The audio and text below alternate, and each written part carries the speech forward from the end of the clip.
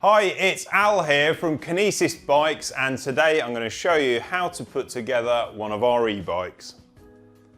In order to build your new bike, you're going to need a few tools. Most of them are pretty basic, the kind of thing hopefully you've already got. You're going to need some Allen keys. We've got a full set here. Depending on the bike, you may need some Torx keys. A torque wrench is a very good idea to make sure all the bolts are properly tightened. You'll need some side cutters, a knife, some scissors, some kind of thing to take off all the packaging. You'll need some grease. You'll need a pump which works with a Presta valve. And finally, whilst it's not essential, this job is so much easier if you've got a good quality work stand. Although some of our bikes do come with pedals to get you started, you may also want your favourite pedals to fit your new bike. Right, let's get in the box and get this bike out. When you open the box, be careful of the staples.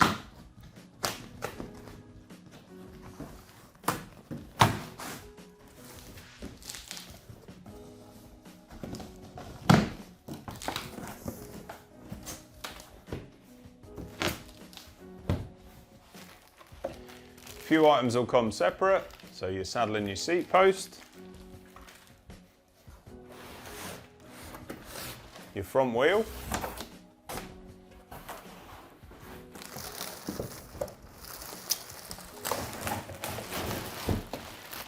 and we can remove the bike.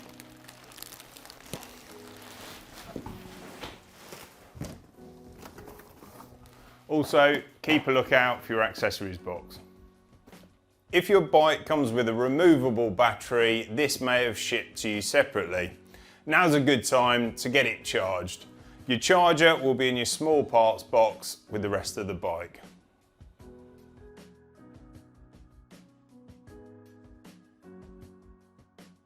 If you're assembling a bike such as this Life, which has an internal hardwired battery, you're going to want to wait until after you've assembled it to charge it. Next up, we're going to remove all the packaging. Do this very carefully so you don't scratch your new bike, and if you can reuse or recycle the packaging, that would be awesome.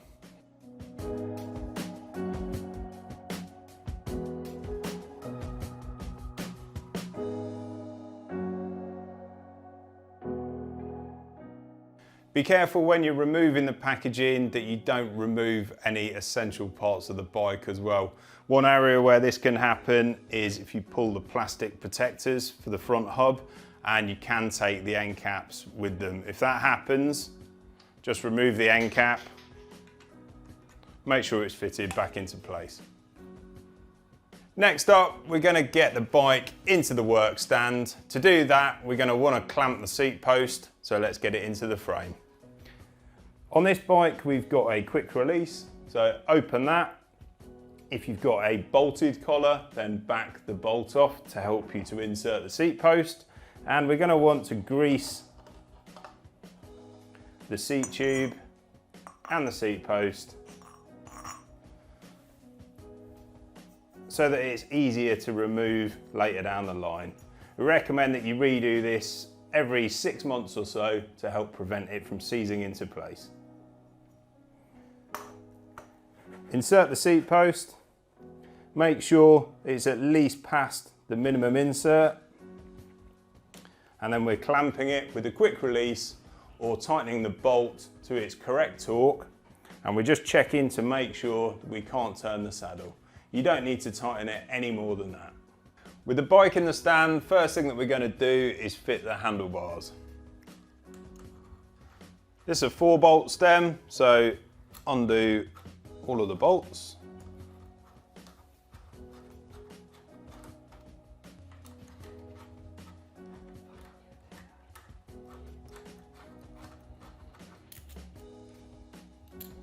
Like so, and then we get our bar and we're making sure that the hoses and the cables are all orientated correctly.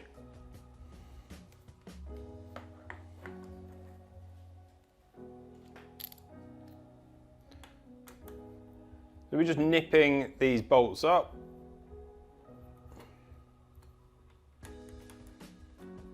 It's important when you tighten the bars into the stem that the gaps in the stem are even, top and bottom. That's true for most stems. Some stems will be different. But always check with the manufacturer's instructions. With these ones, you want an equal gap, top and bottom.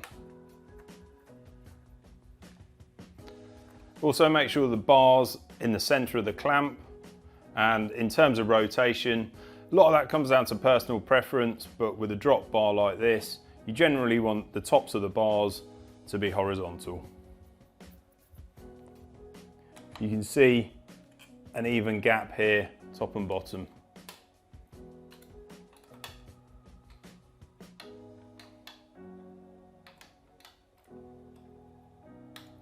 Once they're nipped up, we'll get out our torque wrench and make sure the bar is properly secured. Torque settings differ from one stem to another. This particular one needs tightening to 6 Newton meters, but always check your manual. When we tighten these, we tighten them in an X-shaped pattern.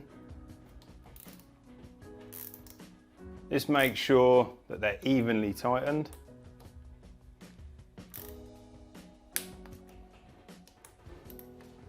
Once they're all evenly tightened, just check that the gaps are even top and bottom, and we can always tweak minor adjustments once we've got the bike on the floor.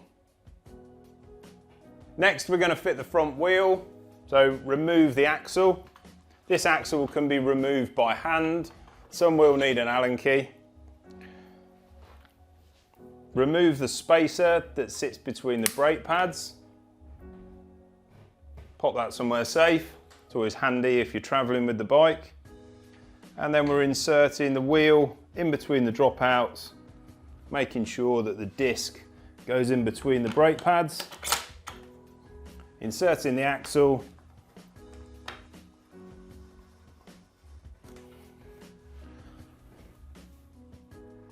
And securing it. Make sure you follow the manufacturer's instructions when you tighten your front axle. With this style of axle, once it's fully tightened, you might find that the lever points somewhere awkward. Like here, it's pointing straight forwards, which is bad because it could catch on stuff. So we're going to undo this small bolt, and that will allow us to remove the lever and put it wherever we want. So it's out of harm's way, pointing backwards. Just nip that bolt back up. Next step is to fit your pedals. You do need to grease the pedals, so we've got a big blob of grease there. If we don't do that, there's a good chance that they could seize into the cranks down the line. Bear in mind that pedals are right and left sided. So the right pedal has a regular thread, so it tightens clockwise. Always fit the pedal by hand initially.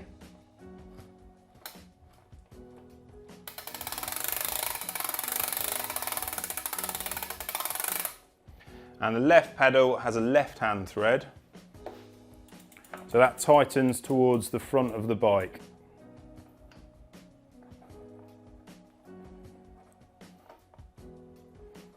Once you've got them started, I'm going to use a pedal spanner or an Allen key to tighten them all the way home.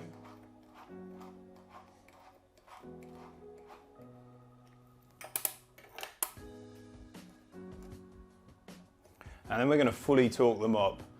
Again, you want to follow your manufacturer's instructions, so whatever they say regarding pedal torque. They do need to be tightened quite firmly.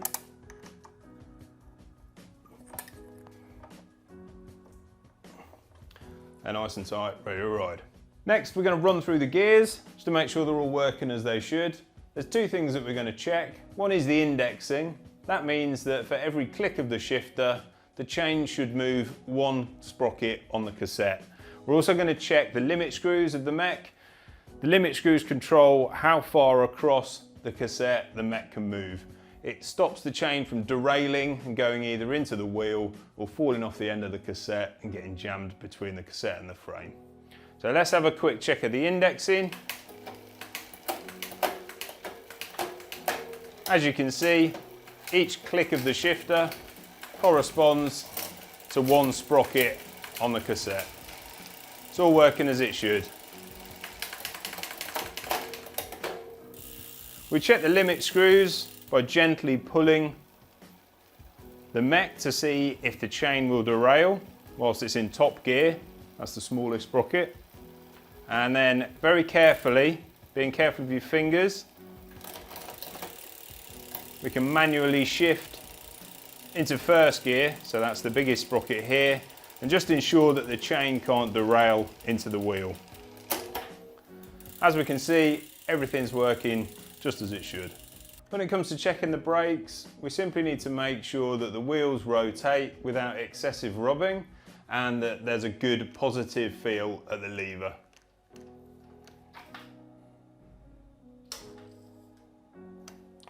All looks good here, so we check the rear wheel as well.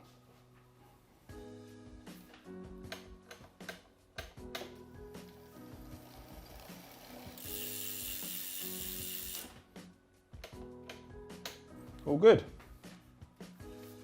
Next up, we're going to inflate the tyres. It's very likely that you'll need to do this out of the box because the pressure will be too low.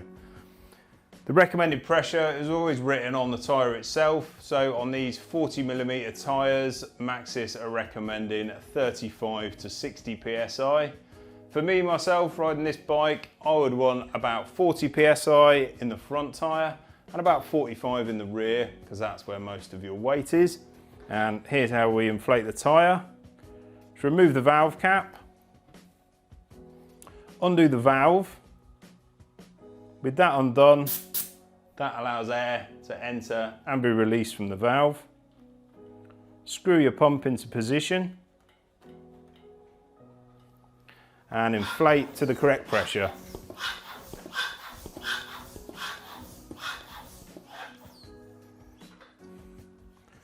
Once you're there, remove the pump head, tighten the valve, replace your dust cap, and it's also worth checking that the lock ring here is tight because otherwise it can rattle. Repeat for the rear. With the bike out the stand, we're going to make sure that the stem is nice and secure onto the fork. So to give a bit of an explanation, the fork steerer runs up through the frame and into the stem itself here, and that's where it's clamped and where it's secured. So these two bolts at the back here are what secure it. Whilst it's loose, we're able to preload the headset bearings. So that's what we steer through, and the preload is done through this bolt at the top in this top cap. So we need to nip that up to remove any play from the steering. We're not doing it up tight, it's merely an adjuster. So we're nipping it up, finger and thumb, just to make sure that there's no play. You can feel for play by pulling the front brake, rocking the bike back and forth, and you'll feel any movement in the steering. If there's no movement and it's still easy to turn, everything's still nice and smooth, then you've got your adjustment correct. If it's too stiff, then you need to back the preload off. And if there's play, you need to increase the preload. Once you've got it right, then we're ready to secure the stem onto the fork. This is super important that these two bolts are done up. So we're centering the handlebars, so the stem is in line with the front wheel, and then we're tightening the two pinch bolts. We do them bit by bit, because you don't want to put all the strain on one bolt. Once they've been nipped up, this is where we use our torque wrench. So for this stem, the tightening torque is 6 Newton meters. Make sure you check with the manufacturer of the stem that you've got the correct torque.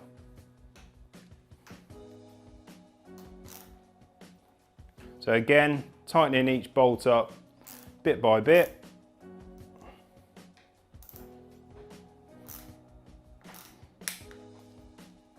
That's one done. And that's the other. Just check again.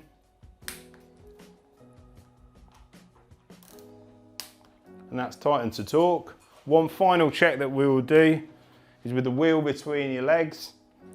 Try and twist the handlebars. Should be nice and solid. With the bike on the ground, there's also some fine tuning that we can do. First thing, these handlebars are rotated too far up. Although we've torqued them already, we should give those a bit of a tweak. We're just going to back off 2 of the bolts. Remember, do them bit by bit. We don't need to fully undo them. Just enough that we can turn the bar without damaging it.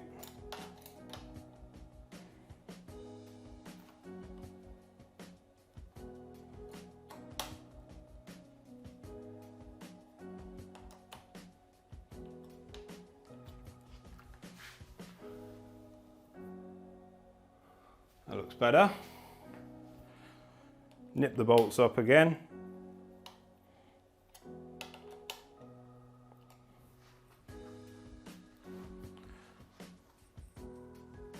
Make sure that the gaps are even top and bottom like we did before, and then we're following that same tightening procedure that we did previously.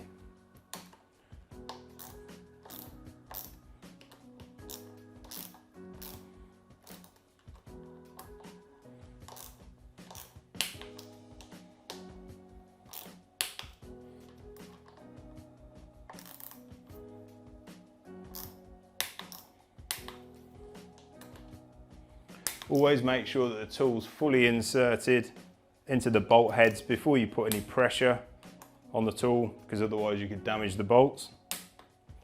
They're all nicely torqued. And we're going to check that stem just by putting our weight as hard as we can down on the front wheel, just to make sure that nothing's going to slip when we ride. Next bit of fine tuning we're going to do is make sure our saddle is in the correct position. You can see at the moment the nose is pointing up in the air. Best starting place is with the saddle nice and flat. You might want to tweak it later down the line, but it's the best starting point. So we'll loosen the saddle clamp. So on this seat post, it's a twin bolt design. So loosen them both. Normally you don't need to undo them all the way.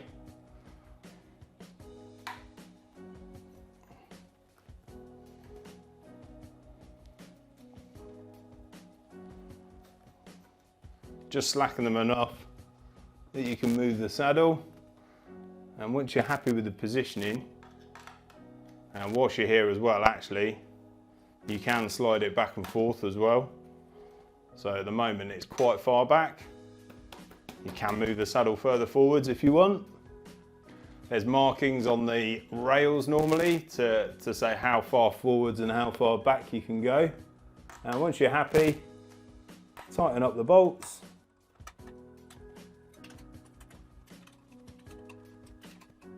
And make sure they're properly secure. Good idea again to check with a torque wrench. The final check will be done by just grabbing the saddle, making sure it's good and secure. One other thing you're going to want to get right is your saddle height. On this bike, it's nice and easy because we've got a quick release lever. You can set the height wherever you like, as long as you don't go past that minimum insert. That must be in the frame. Once you've got the height right, make sure that the saddle is pointing straight and it's properly secured, either with the lever or with the bolt on the seat clamp. Don't exceed the torque setting and make sure it's properly solid. Regarding height, a simple way to get yourself in the ballpark is with your heel on the pedal, with it at its lowest position. Whilst you're seated, your leg should be straight. By now, your battery should be fully charged. If it's an external battery, you're going to want to get it fitted back into the bike. we've got a Fazua bike here, so let's fit the battery. You're going to want to squeeze the drive pack here and flick the lever, and it should release easily from the down tube of the bike, like so. Should have a dummy end cap, which you can remove. So we've just got the motor in here, no battery. Grab your battery. The charge port faces outermost. Simply slides in. Then on the bike, we're engaging the bottom part first, and then just clicking it into place. Once it's in place, if you go into your small parts box, you'll have keys and you'll be able to lock that into place.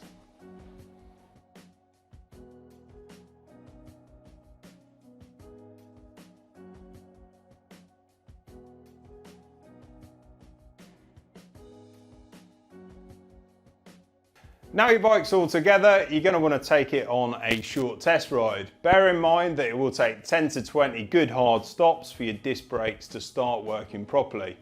If you've got any questions or need to know any further info, please hit us up at info@kinesisbikes.co.uk or head to the website kinesisbikes.co.uk. Thanks very much for your support and I hope you enjoy your bike. See you next time. Cheers!